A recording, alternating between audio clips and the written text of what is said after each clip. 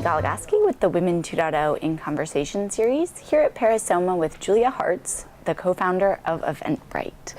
Good morning. Thank you for being here. Tell us a little bit about where Eventbrite is currently at. Sure. And I know you've had some exciting news this week. Absolutely. Take us through it. So Eventbrite is basically the best way to publish, promote, and sell out an event online. And so this week, we're really excited to have launched our first iPhone app, which is catered towards event organizers who are working the door at their event and trying to check in attendees in a quick manner. And I imagine that mobile is something that you've been asked about on and off for the past year, and probably is becoming an increasing part of your profitability. It is. It's something that everything that we do product-wise, we look at how can we make our product easier and more efficient. And so really we're looking at this as the first stepping stone to something much greater. We recently talked as part of this series with Eileen Gittins, the CEO of Blurb.com, the book publishing company, and it would seem in some ways analogous to the work that Eventbrite is doing, the idea that you can empower people online to then go and make something in the real world easier. Absolutely. That's what fuels us. That's what excites our team is the live experiences. So we feel so excited about enabling and empowering event organizers to bring people together in a live experience around an event. And that's the magic of Eventbrite. That's what gets us up every morning. How do you know when someone is a good fit for the company? We hire based on, on expertise and on passion and on focus for what we're doing. So I think that, we're building a really special company and something that we can be really proud of.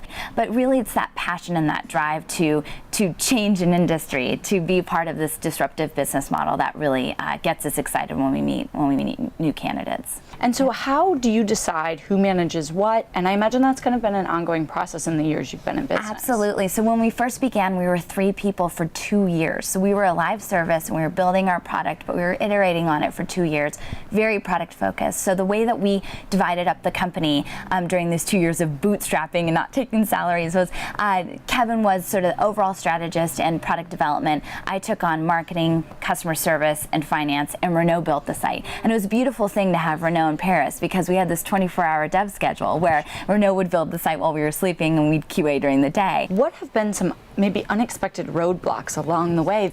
I'd say that one of our challenges in the early days was really taking big risks when we thought that maybe it would have an adverse effect on our customer base. So an example is when we went from a freemium service to a paid service, we agonized over it because all of our interests are aligned with our customers at all times, and we felt like we would lose some customers. But in fact, our conversion went up. There was like little to no churn. It wasn't even a blip on our radar. We kind of kicked ourselves for agonizing over it for so many months. I would like to talk a little bit about your personal work experience. Sure. Having worked at MTV and FX, kind of in the entertainment business, in what ways has this been different or potentially more rewarding, kind of being more entrepreneurial? This industry is much cooler than the entertainment industry, just because I feel like we're really making inroads into something new and unique, and innovation is just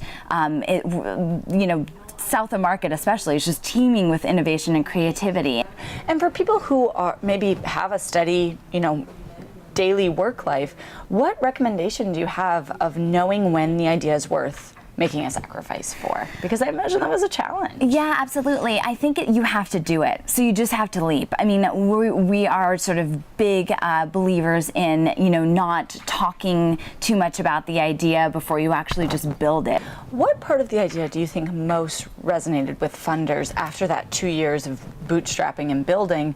Most recently, we raised $7 million from Sequoia Capital, and during that process, I learned 2 things, which is the market, so the market size in the industry and how much potential there is, and 2, execution. And really that seems so cliche to say, but it's true. I mean, we went in there and said, this is what we told you we were going to do, when we chatted a year ago, and we did it. And that was really like this, had this profound impact on the people that we spoke to during our fundraising cycle was, wow, you really did what you said you were going to do. That's amazing.